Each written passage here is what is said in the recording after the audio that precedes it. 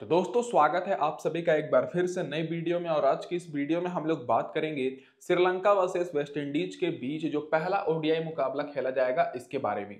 तो दोस्तों एक तरफ है श्रीलंका की टीम जो कि बहुत ही अच्छे फॉर्म में है, लगातार मैचेस भी जीत रहे हैं और रिसेंट में वेस्ट इंडीज को भी अभी हराए हैं टी20 सीरीज में।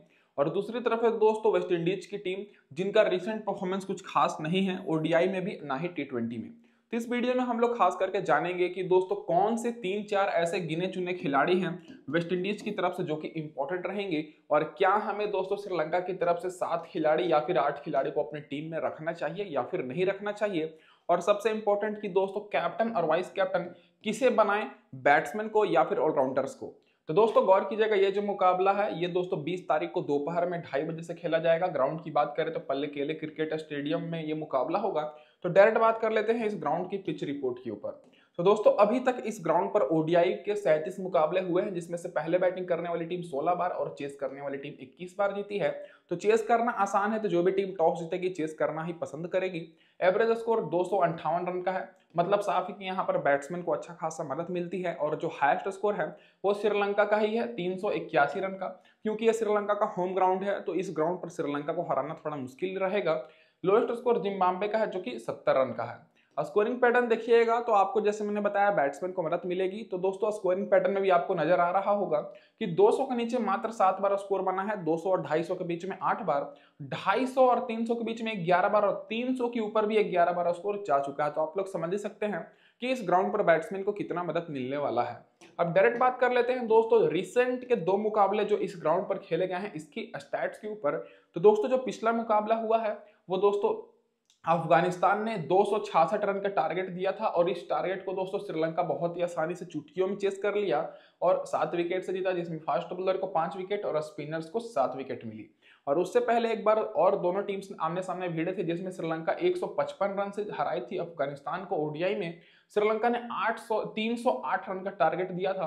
तो आप लोग समझ ही सकते हैं कि रिसेंट के जो दोनों मुकाबले हुए हैं हाई स्कोरिंग मैच हुए हैं और इस मुकाबले में फास्ट बॉलर को 9 विकेट और स्पिनर्स को 6 विकेट मिली थी। और रिसेंट के दोनों मुकाबले मिलाकर फास्ट बॉलर को 14 विकेट मिली है दोस्तों और स्पिनर्स को 13 विकेट। मतलब साफ है कि दोस्तों फास्ट बॉलर के साथ साथ स्पिनर्स को भी मदद मिल रही है, लेकिन यहाँ पर बैट्समैन बहुत ही अच्छा खासा स्कोर करने वाले हैं। फर्स्ट इनिंग में फास्ट बॉलर को 9 विकेट मिली है और स्पिनर्स को 6 विकेट पिछले 2 मुकाबले में, और सेकंड इनिंग में 5 विकेट फास्ट बॉलर को और स्पिनर्स को 7 विकेट। तो ये हो गई दोस्तों यहाँ पर हमारी पूरी ओवरऑल डिटेल पिच रिपोर्ट। अब इसके बाद डायरेक्ट बात कर लेते हैं दोस्तों यहाँ पर हेड टू हेड रिकॉर्ड के ऊपर। तो दोस्तों हेड टू हेड रिकॉर्ड देखा जाए तो रिसेंट के जो 10 मुकाबले हुए हैं दोनों टीम्स के बीच ओडीआई में, इसमें से श्रीलंका 6 बार बाजी मारी है, वेस्ट इंडीज 4 बार। हालांकि दोनों टीम्स के बीच बहुत सारे मुकाबले हुए हैं लेकिन हम लोग ज्यादा नहीं जानेंगे, केवल पिछले 10 मुकाबले की बात करें जिसमें श्रीलंका का थोड़ा परफॉर्मेंस बेटर लग रहा है। रिसेंट फॉर्म अगर ओडीआई में देखिएगा श्रीलंका तो 5 में से 3 मुकाबले जीते हैं और वेस्ट इंडीज का रिसेंट फॉर्म ओडीआई में बहुत खराब है, केवल एक ही मुकाबला जीते हैं, 4 मुकाबला ये हारे हैं दोस्तों। अब आगे बढ़ने से पहले मैं आप सभी लोगों से ये बोल दूं कि दोस्तों मैं आप लोग से बहुत ही उम्मीद रखता हूं, आप लोग हमारे फैमिली हैं, तो मैं आप लोगों से बस यही चाहता हूं कि वीडियो को लाइक जरूर कर दीजिएगा जिससे मुझे मोटिवेशन मिलती रहे। और फाइनल अपडेट्स के लिए टेलीग्राम पर जुड़ जाइएगा, बायो में डिस्क्रिप्शन में लिंक दे रखा है। अब दोस्तों डायरेक्ट बात कर लेते हैं क्या रहेगी इस मुकाबले में प्लेइंग 11 दोस्तों श्रीलंका की। तो श्रीलंका का दोस्तों प्लेइंग 11 ज्यादा कुछ यहाँ पर टेंशन लेने वाली बात नहीं है, बिल्कुल सिंपल है। प्रथम निशंका अविस्का फर्नांडो ओपनिंग करेंगे, फिर तीसरे नंबर पर कुशल मेंडिस, फिर सदीरा समरविक्रम आएंगे चौथे नंबर पर, फिर चरित्रा श्रीलंका, कमांडो मेंडिस, विनिंदु हसरंगा, दुनित वेलगले, फिर एम थिक्सेना, फिर मधुमंका, फिर असिता फर्नांडो। तो प्लेइंग 11 ये रहने वाली है और बैटिंग ऑर्डर भी यही रहेगी। पावर प्ले में 1 से लेकर 10 ओवर तक यहाँ पर असिता फर्नांडो और दुनित वेलगले बॉलिंग कराएंगे और आखिरी ओवर में असिता फर्नांडो और दिलशान मधुशंका ये बॉलिंग कराते हुए दिखेंगे। अब दोस्तों डायरेक्ट बात कर लेते हैं इन सारे खिलाड़ियों के रिसेंट परफॉर्मेंस के ऊपर। तो दोस्तों जो रिसेंट परफॉर्मेंस है ये ओडीआई का है। प्रथम निशंका का देखा जाए तो रिसेंट में 210 रन, 118 रन, 140 रन, 114 रन, पिछले मुकाबले में 45 रन और उससे पहले 56 रन की पारी खेले हैं। और मैं आपको बता दूं कि श्रीलंका भी रिसेंट में ओडीआई सीरीज में इंडिया को भी हरा कर आ रही है, तो इनका आप लोग समझ सकते हैं कितने अच्छे फॉर्म में है। फिर अविस्का फर्नांडो जिनको ज्यादा लोगों ने नहीं लिया है, रिसेंट में 88 रन, 91 रन, 33 रन और पिछले मुकाबले में 96 रन, फिर 40 रन की इन्होंने पारी खेली है। कुशल मेंडिस की बात करें तो दोस्तों 66 रन, 61 रन, 69 रन, फिर दोस्तों पिछले मुकाबले में 59 रन।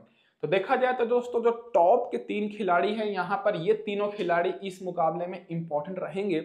और दोस्तों इसमें से पथुम निशंका और कुशल मेंडिस को तो सभी लोग ले रहे हैं अपनी टीम में, लेकिन आपको अविस्का फर्नांडो पर फोकस करना है। ये दोस्तों पहले हमारे डिफरेंशियल ऑप्शन रहेंगे इस मुकाबले के लिए, इनको बहुत ही कम लोग लिए हैं।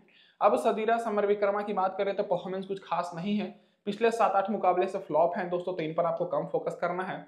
चरित्र असलंका की बात करें तो दोस्तों इनको भी बहुत लोगों ने लिया है और लेना भी चाहिए, क्योंकि रिसेंट में T20 में अच्छा परफॉर्मेंस किए हैं, खास करके बॉलिंग से।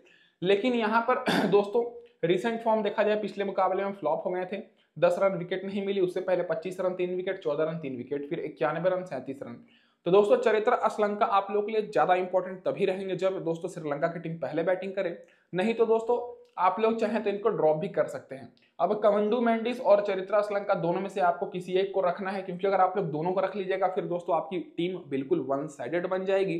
कमंडू मेंडिस का रिसेंट फॉर्म देखिएगा तो कुछ खास नहीं है, भले ही T20 में इनका अच्छा है, तो दोनों में से किसी एक को रखना है। मेरे हिसाब से चरित्र असलंका को रखिएगा जो कि कप्तान है। नीचे से दोस्तों विनेंदु हसरंगा का बहुत अच्छा परफॉर्मेंस है, पिछले मुकाबले में 24 रन 3 विकेट और ये इंडिया के खिलाफ था, फिर 11 रन 2 विकेट, फिर 25 रन 4 विकेट, फिर 14 रन 4 विकेट। दुनीत वेलगला की बात करें तो 5 विकेट लिए हैं दोस्तों पिछले मुकाबले में, और ये इंडिया के खिलाफ लिए थे, फिर 39 रन, फिर 67 रन 2 विकेट। तो दोस्तों दोनों ऑलराउंडर्स का परफॉर्मेंस बहुत बेहतर है, तो ये दोनों इस मुकाबले में बेस्ट ऑप्शन रहेंगे दोस्तों, सेफ और कैप्टन और वाइस कैप्टन के लिए। तो इन दोनों पर आपको सेफ ऑप्शन, मतलब एज ए सेफ ऑप्शन समझकर चलना है, ये दोनों सेफ खिलाड़ी हैं। अब बॉलर में बात करें तो 3 बॉलर आपको दिखेंगे, एम थिक्सना, दिलशान मधुशंका और असिता फर्नांडो। तो दोस्तों अगर आप लोग कुछ अलग करना चाहते हैं, मेगा ग्रैंड लीग के लिए टीम बनाना चाहते हैं, तो आप लोग को दोस्तों असिता फर्नांडो पर फोकस करना चाहिए, क्योंकि ये दोस्तों ऐसे बॉलर हैं जो कि पावर प्ले में बॉलिंग कराएंगे और आखिरी ओवर में बॉलिंग कराएंगे। रिसेंट फॉर्म भी ठीक ठाक है दोस्तों, पिछले मुकाबले में 1 विकेट मिली है। फिर एम थिक्साना, दिलशान मधुशंका की बात करें तो एम थिक्साना का परफॉर्मेंस रिसेंट में अच्छा है, लेकिन बुरी बात यह है कि लगातार 4 मुकाबले में इनको विकेट नहीं मिली थी, पिछले मुकाबले में 2 विकेट। दिलशान मधुशंका का बहुत बेहतर है, पिछले 4 मुकाबले में इनको 6 विकेट मिल चुकी है। तो दोस्तों ये हो गई यहाँ पर हमारे सारे खिलाड़ियों के रिसेंट फॉर्म। अब दोस्तों वीडियो में आगे बढ़ने से पहले मैं आप सभी को एक बार फिर से याद दिला दूं कि टेलीग्राम पर आप सभी का जुड़ना बहुत ज्यादा जरूरी है। तो लिंक दोस्तों मैंने डिस्क्रिप्शन में दिया हुआ है, तो फटाफट से यहाँ पर जुड़ जाइए। अब डायरेक्ट बात कर लेते हैं दोस्तों यहाँ पर हेड टू हेड रिकॉर्ड के ऊपर। तो दोस्तों पथुम निशंका 4 मुकाबले खेले हैं वेस्ट इंडीज के खिलाफ, ओडीआई में 36 का एवरेज है। अविस्का फर्नांडो 4 मुकाबले खेले हैं, 310 रन बनाए हैं, 77 का एवरेज है। तो ये दोस्तों वेरी वेरी इंपॉर्टेंट खिलाड़ी रहेंगे इस मुकाबले में। कुशल मेंडिस दोस्तों 60 का एवरेज है, तो ये भी वेरी वेरी इंपॉर्टेंट रहेंगे इस मुकाबले में, तो इन दोनों पर आपको फोकस करना है टीम बनाते समय। सदीरा समरविक्रमा कुछ खास नहीं है, फिर दोस्तों श्रीलंका का रिकॉर्ड नहीं है। कुशल मेंडिस का भी दोस्तों कुछ खास नहीं है। हसरंगा 6 मुकाबले में 51 का एवरेज है और 5 विकेट लिए हैं, तो ये भी वेरी वेरी इंपॉर्टेंट रहेंगे, तो इन पर भी फोकस करना है। बॉलिंग में देखा जाए तो एम थिक्साना का रिकॉर्ड अच्छा है, 1 मुकाबले में 4 विकेट, दिलशान मधुशंका 2 में 3 और अब असिता फर्नांडो 1 में 1। तो दोस्तों ये हो गई हमारी यहाँ पर head to head record Sri Lanka team की। अब डायरेक्ट बात कर लेते हैं जो खिलाड़ी बेंच पर बैठे हुए हैं। तो यहाँ पर 4-5 खिलाड़ी बेंच पर बैठे हुए हैं, इनमें से खेलने का चांसेस किसी का भी नहीं लग रहा है मुझे, क्योंकि जो मैंने प्लेइंग इलेवन बताया वो दोस्तों परफेक्ट और बेस्ट है। इनमें से कोई भी खेलता है तो आप लोग देख लीजिएगा वीडियो पॉज करके। अब डायरेक्ट बात कर लेते हैं क्या रहेगी अब इस मुकाबले में दोस्तों यहाँ पर वेस्ट इंडीज की प्लेइंग इलेवन। तो दोस्तों वेस्ट इंडीज की दोस्तों जो प्लेइंग इलेवन की बात करें तो इधर से आपको ओपनिंग करते हुए ब्रैंडन किंग, इवन ल्यूस दिखेंगे जो कि अभी T20 में ओपनिंग कर रहे थे, फिर साई होप आएंगे, रोस्टन चेस, फिर एले किथांजे आएंगे, फिर दोस्तों यहाँ पर सेंफेर रदरफोर्ड, फिर रोमारियो सेफर्ड, अल्जारी जोसेफ, बुदाकेस मोटाई, मैथ्यू फोर्ड और समर जोसेफ। प्लेइंग इलेवन और बैटिंग ऑर्डर कंफर्म है दोस्तों, यही रहने वाली है। अब पावर प्ले में अल्जारी जोसेफ, समर जोसेफ और बुदाकेस मोटाई 1 से लेकर 10 ओवर के बीच में ये बॉलिंग कराएंगे, और आखिरी के ओवर में बात करें तो दोस्तों 45 और 50 ओवर के बीच में ज्यादातर अल्जारी जोसेफ और मैथ्यू फोर्ड बॉलिंग कराते हुए दिखेंगे। अब डायरेक्ट बात कर लेते हैं इन सारे खिलाड़ियों के रिसेंट फॉर्म के ऊपर। तो दोस्तों अगर इनका ओडीआई में देखा जाए तो ओडीआई में इनका परफॉर्मेंस ज्यादा कुछ अच्छा दिखता नहीं है। T20 में भले ही सारे खिलाड़ी ठीक ठाक परफॉर्मेंस करते हैं, लेकिन ब्रैंडन किंग का देखा जाए तो दोस्तों 76 रन 100 रन जो कि बहुत पहले बनाए हैं, लेकिन फिर लगातार यहाँ पर 7 मुकाबले में फ्लॉप हुए हैं। 32 रन की पारी खेले हैं, तो ओडीआई में 32 रन ज्यादा बड़ा नहीं है। फिर पिछले मुकाबले में 1 रन, फिर 17 रन, फिर 0, 5, 17, 10, मतलब कुछ खास परफॉर्मेंस नहीं किए। तो आप लोग चाहें तो ब्रैंडन किंग को ड्रॉप करके इवन ल्यूस पर फोकस कर सकते हैं, क्योंकि इवन ल्यूस पिछले मुकाबले में 16 रन, उससे पहले 55 रन, फिर 103 रन, 65 रन, 57 रन की पारी खेले हैं। साई होप का भी परफॉर्मेंस बहुत बेहतर है, 33 रन, 55 रन, 109 रन, 68 रन, फिर 29 रन और पिछले मुकाबले में 4 रन। तो इधर से देखा जाए तो इधर से दोस्तों थोड़ा टॉप ऑर्डर कमजोर लगता है, लेकिन अगर एवन ल्यूज और सही होप टिक जाएंगे तो अपने अकेले दम पर मैच को भी जिता सकते हैं। रिसेंट फॉर्म इनका बहुत बेहतर है। तो ब्रेंडन किंग को आप लोग स्मॉल लीग में सेफ ऑप्शन समझ कर चलिएगा, लेकिन ग्रैंड लीग में ज्यादा इंपॉर्टेंट एवन ल्यूज और सही होप ही रहेंगे। रोस्टन चेज इस मुकाबले में डिफरेंशियल ऑप्शन हो सकते हैं, क्योंकि अभी रिसेंट में टी20 में परफॉर्मेंस खराब था, इसीलिए कम लोगों ने इनको लिया है। पिछले मुकाबले में ओडीआई में 12 रन, फिर 25 रन, फिर 59 रन, फिर 48 रन 3 विकेट, 45 रन 4 विकेट। तो अगर बाई चांस इस मुकाबले में रोस्टन चेज फिर से मान के चलिए 40-45 रन बनाकर 3-4 विकेट ले लेते हैं, तो आप लोग समझ ही सकते हैं कितने इंपॉर्टेंट रहेंगे। तो अगर आप लोग 4-5 टीम बना रहे हैं तो एक टीम में रोस्टन चेज को कप्तान जरूर रखिएगा।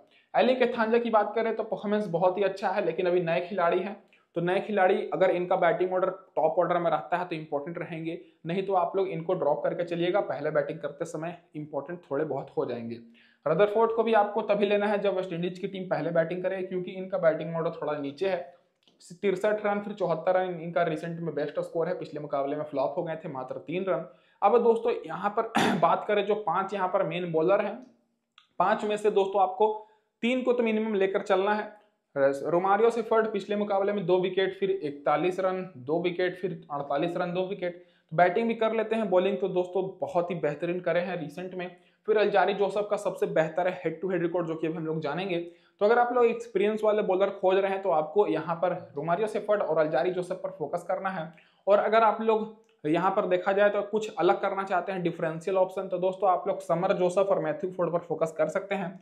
नए बॉलर हैं तो दोस्तों ज्यादा एक्सपीरियंस नहीं है, लेकिन दोनों का रिसेंट फॉर्म बहुत बेहतर है, भले ही पिछले मुकाबले में विकेट ना मिली हो।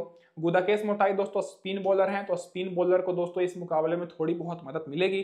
तो दोस्तों अगर पहले बॉलिंग कराती है वेस्ट इंडीज की टीम, तब दोस्तों आप लोग लीजिएगा। रिसेंट में 5 wicket 3 wicket 2 wicket 2 wicket 3 wicket Gudakesh Motie लिए हैं। अब दोस्तों डायरेक्ट बात कर लेते हैं, यहाँ पर रिसेंट फॉर्म तो कंप्लीट हो गई सारे खिलाड़ियों की, हेड टू हेड रिकॉर्ड के ऊपर। तो दोस्तों हेड टू हेड में ब्रेंडन किंग का कुछ खास रिकॉर्ड नहीं है, एक ही मुकाबले खेले हैं, लेकिन एवन ल्यूज और सही होप का बहुत बेहतर है। 71 रन 71 का एवरेज है दोस्तों एवन ल्यूज का, सही होप का 57 का है। रोस्टन चेज का 62 रन बनाए हैं 15 के एवरेज के साथ, लेकिन इस मुकाबले में फिर भी इंपॉर्टेंट रहेंगे। फिर बाकी दोस्तों रोमारियो सेफर्ड का कुछ खास नहीं है। अल्जारी जोसेफ का सबसे बेहतर है, 6 मुकाबले में 14 विकेट लिए हैं। तो अल्जारी जोसेफ पर आपको फोकस करना है टीम बनाते समय।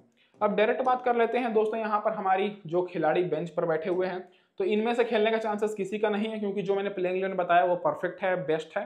तो जो भी अगर मान के चलिए बाई चांस किसी को मौका मिलता है तो आप लोग देख लीजिएगा। अब डायरेक्ट ज्यादा टाइम वेस्ट ना करते हुए बात कर लेते हैं टीम कॉम्बिनेशन के ऊपर। तो दोस्तों जो हमारी पहली टीम रहेगी, यहाँ पर दोस्तों मैंने जो कप्तान किया है वो दोस्तों हसरंगा को और वाइस कप्तान रोस्टन चेज को। अगर आप लोग रोस्टन चेज को नहीं लेना चाहते हैं तो इनकी जगह पर आप लोग ड्रॉप करके गुदाकेश मोटाई चाहे समर जोसेफ को रख सकते हैं, या फिर एवन ल्यूज को भी रख सकते हैं और वाइस कैप्टन चेंज कर सकते हैं। लेकिन मेरे हिसाब से मैं थोड़ा सा यहाँ पर रिस्क ले रहा हूँ, स्मॉल लीग की टीम में रोस्टन चेज को वाइस कैप्टन बनाकर। विकेट कीपर से मैं कुशल मेंडिस सही होप को लिया हूं, जो कि दोस्तों ओपनिंग करेंगे कुशल मेंडिस प्रथम निशंका के साथ। सही होप दोस्तों ओपनिंग करेंगे एवन ल्यूज के साथ, तो एवन ल्यूज को मैंने नहीं लिया है। यहाँ पर मैं ब्रेंडन किंग को लिया हूँ, सॉरी दोस्तों, सही होप फर्स्ट डाउन बैटिंग करने आएंगे, ब्रेंडन किंग ओपनिंग करेंगे। फिर यहाँ पर मैं चरित्रा श्रीलंका को लिया हूँ। तो अगर आप लोग कुछ अलग करना चाहते हैं तो चरित्रा श्रीलंका की जगह पर दोस्तों फर्नांडो को ले सकते हैं, जो कि बहुत ही अच्छा रिकॉर्ड है उनका यहाँ पर। और उसके बाद दोस्तों बात करें तो बॉलिंग में एम्थिक साना और अल्जारी जोसेफ। मैं ज्यादातर एक्सपीरियंस वाले खिलाड़ी पर फोकस किया हूँ स्मॉल लीग की टीम में, और ऐसे ऐसे खिलाड़ी जो कि रिसेंट फॉर्म अच्छा अभी है। फिर रोमारियो सेफर्ड और दुनित वेलगला को मैं लिया हूँ। तो बैलेंस टीम है दोस्तों, 4 यहाँ पर मैंने लिया है, ऑलराउंडर 2 बॉलर 3 बैट्समैन और 2 विकेट कीपर। अब दोस्तों बात कर लेते हैं यहाँ पर अगली टीम के ऊपर। तो यहाँ पर मैं थोड़ा सा रिस्क लिया हूँ। यहाँ पर मैं सबसे पहले प्रथम निशंका को कैप्टन किया हूँ, वाइस कैप्टन एवन ल्यूज को। यहाँ पर मैं ए फर्नांडो को लिया हूं, क्योंकि इनका रिकॉर्ड दोस्तों बहुत बेहतर है वेस्ट इंडीज के खिलाफ ओडीआई में। फिर सही होप कुशल मेंडिस को मैंने लिया है। बॉलिंग में दोस्तों मैंने यहाँ पर लिया है अल्जारी जोसेफ, और यहाँ पर मैं एम्थिक साना की जगह पर दोस्तों दिलशान मधुशंका को लिया हूँ। बाकी दोस्तों मैं यहाँ पर कमांडू मेंडिस को लिया हूँ दोस्तों, यहाँ पर दुनित वेलगला की जगह पर। आप लोग चाहें तो दोस्तों यहाँ पर दुनित वेलगला को रख सकते हैं। बाकी Romario shepherd Roston chase same रहेंगे और विनिंदु हसरंगा भी सेम रहेंगे। यहाँ पर मैं थोड़ा टॉप ऑर्डर के खिलाड़ियों पर ज्यादा फोकस किया हूँ, ऐसे खिलाड़ियों पर जिनको कम लोगों ने लिया है। तो दोस्तों बस इस वीडियो में इतना ही। वीडियो देखने के लिए बहुत बहुत धन्यवाद। चैनल को सब्सक्राइब कर लीजिए। धन्यवाद दोस्तों वीडियो देखने के लिए।